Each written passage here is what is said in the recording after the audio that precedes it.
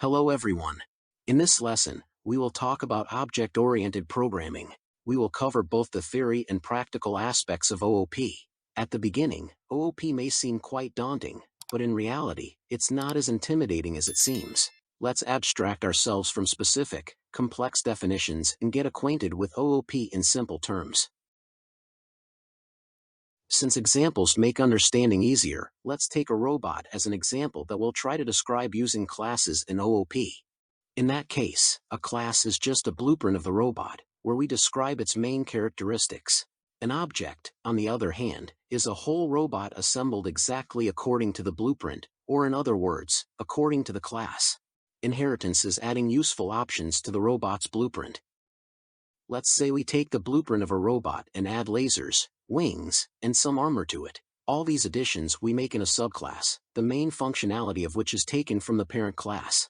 Polymorphism is the common functionality for all robots, and it doesn't matter that each robot can be very different from each other. Suppose in the main class, we specify the ability to move for all subsequent robots. Then, in the subclass, we can additionally specify the ability of levitation for the robot, and in another class, we can specify the ability to move on water, and so on.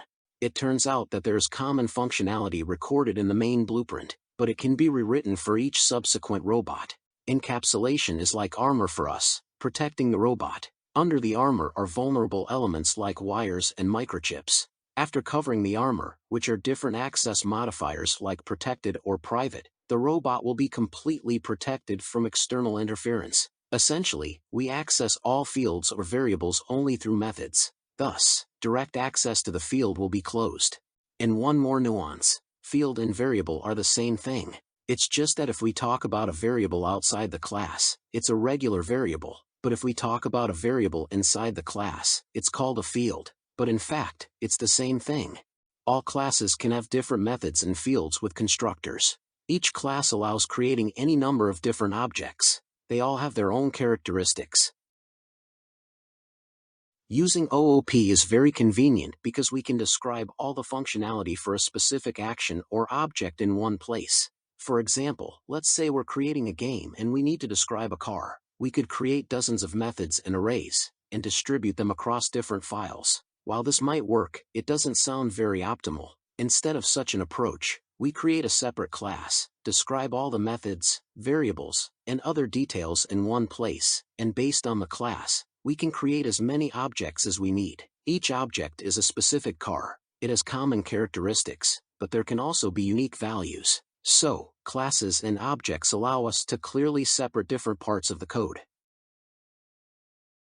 To create a class, we use the keyword class followed by the desired name, which can be anything as long as it doesn't use special characters. Let's say we want to create a class that describes cats. Each object created based on this class will represent a specific cat with certain characteristics. Inside the class, we will define global characteristics for all our cats. Since we are describing cats, let's name the class accordingly. Then, we use a colon, and inside the class, we can create variables. Specifically for classes, these are called fields, although in essence, they are the same thing. Let's create the first field named name and initially set it to none. Additionally, let's store the age of our future cat and whether our cat is happy or not. Each time I create an object based on this class, I can add a name, age, and information about whether the cat is happy or not. Now, based on this class, we will create several objects. Let's create our first object. Its name can be anything. Let's call it cat1. Next, we need to specify its value, indicating that we are creating such an object based on the cat class. For this, I simply refer to the appropriate class by its name and add parentheses at the end. Now, based on this object, we can access any properties we recently created. First, let's set any name for our cat. Let our first cat be named Tom. Also, let's set his age. Suppose our cat is 3 years old. Let's also set him to be happy. Additionally, let's create another cat. Let's copy the code above and change its values. Let the second cat be named Flame. Let's also say he is 2 years old, and let this cat be unhappy. For this, we set his value to false. Now, in our program, the following happens. The description for all our cats is done in only one place, and if I need to add some common properties, I'll write them here. Then, based on this class, we create several objects, in our case specific cats. And all these cats have all the necessary properties right away. To make sure of this, we will use the print function to check the names of the first and second cats.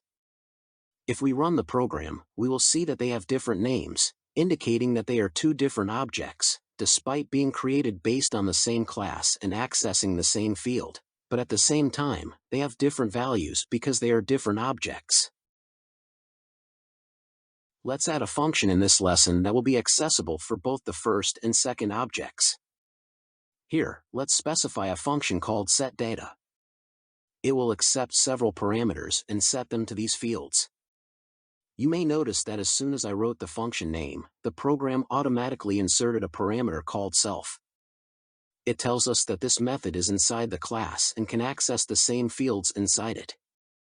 Well, here I specify the additional parameters I want to accept. I want to accept parameters such as the cat's name, its age, and whether it is happy. The names can be anything, but in practice, the names of these variables usually match the names of our fields. So, let's follow this practice too. Here, I wrote name, age, and is happy. And then I want to get these values and then set them as values for these fields.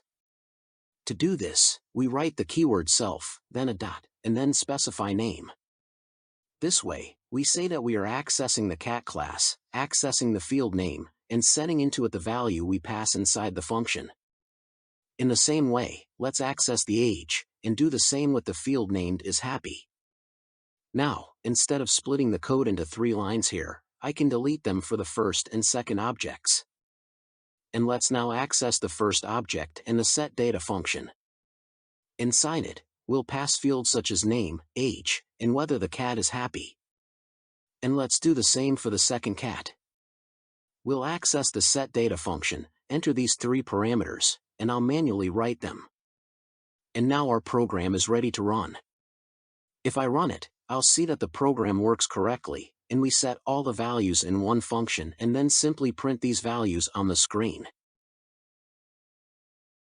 Thus, through object-oriented programming, we have implemented a single common class with various characteristics, functions, and then we can create up to 200 different objects, and they will all have access to this function, as well as the characteristics. Moreover, the values for each of the objects may differ, and in fact, each object will be our individual cat, with all the capabilities described in just one place.